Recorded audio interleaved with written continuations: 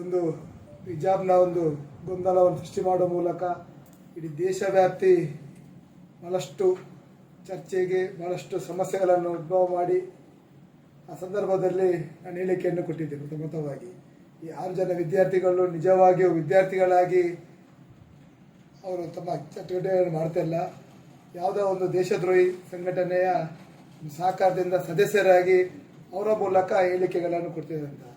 ಬಹುಶಃ ಹಾಗಾಗಿ ನಾನು ಹೇಳಿದ್ದೆ 6 ಜನ ವಿದ್ಯಾರ್ಥಿಗಳಲ್ಲ, 6 ಜನರು ಟೆರರಿಸ್ಟ್ ಸಂಘಟನೆ ಸದಸ್ಯರಂತ.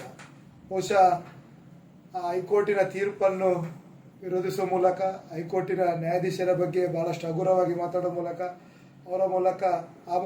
ಅವರ ಮೇಲೆ ಆರೋಪಗಳು, ಒತ್ತಡಗಳ ಮೂಲಕ ಅವರು ಆದೇಶ ಕೊಡ್ತಿರೋ ಬಗ್ಗೆ ಹಲವಾರು ಹೇಳಿಕೆಗಳನ್ನು ನೀಡುವ ಮೂಲಕ ಇಡೀ ರಾಜ್ಯದ ಇಡೀ ಕಾನೂನಾತ್ಮಕ ವ್ಯವಸ್ಥೆಗೆ ಧಿಕ್ಕರಿಸುವಂಥ ಕೆಲಸ ಹೈಕೋರ್ಟ್ನ ಆದೇಶದ ನಂತರದ ಸಂದರ್ಭದಲ್ಲಿ ಮಾಡಿದರು.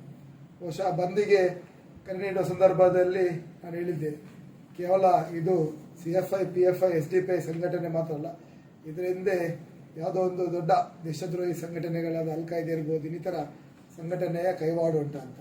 ಆ ಸಂದರ್ಭದಲ್ಲಿ ಕೂಡ ಬಹಳಷ್ಟು ಮಾಧ್ಯಮಗಳಲ್ಲಿ ಬಹಳಷ್ಟು ಚರ್ಚೆ ಬಂದಿತ್ತು. ಆ ವಿದ್ಯಾರ್ಥಿಗಳ ಪರವಾಗಿ ಕೂಡ ಇವರು ಹೇಳಿಕೆಗಳನ್ನು ಕೊಡ್ತಾರೆ, ವಿದ್ಯಾರ್ಥಿಗಳು ಟೆರರಿಸ್ಟ್ ಅಂತ.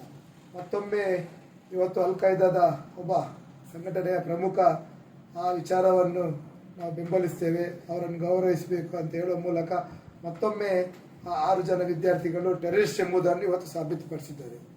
ಇವತ್ತು ಅವರ ಒಂದು ಬೆಂಬಲ ಸಹಕಾರದೊಂದಿಗೆ ಆ ಹೈಕೋರ್ಟ್ ಆದೇಶದ ವಿರುದ್ಧ ಬಂದ್ಗೆ ಕರೆ ನೀಡುವ ಬಗ್ಗೆಯೂ ಕೂಡ ಇವತ್ತದು ಪ್ರೂವ್ ಆಗಿದೆ ಅಂತ ನಾನು ಎನಿಸ್ಕೊಳ್ತೇನೆ. ಅದಿಷ್ಟೇ, ಇವತ್ತು ಹಿಂದೂ ರಾಷ್ಟ್ರದ ಕಲ್ಪನೆ ಬಗ್ಗೆ ನಾವು ಯಾವಾಗ ಚಿಂತನೆ ಮಾಡಿದ್ದೇವೆ, ಆ 6 ಜನ ವಿದ್ಯಾರ್ಥಿಗಳಿಂದ ಸೃಷ್ಟಿಯಾದ ಗೊಂದಲದಿಂದ ಯಾವ ರೀತಿಯಲ್ಲಿ ಅವರ ಅಲ್ಪಸಂಖ್ಯಾತರು ಇವತ್ತು ಸಮಸ್ಯೆಗೆ ಎದುರಾಗಿದ್ದಾರೆ.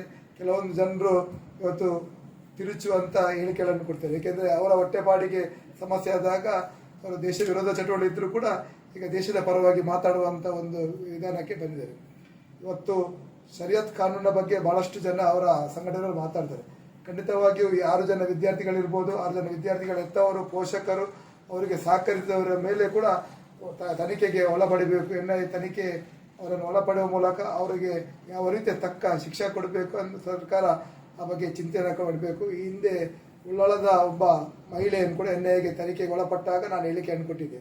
ಆ ಮಹಿಳೆ ಕೂಡ ಹಿಜಾಬ್ ಧರಿಸಿದ್ದಾಳೆ. ಸಂದರ್ಭದಲ್ಲಿ ಸಂಶಯ ಕೂಡ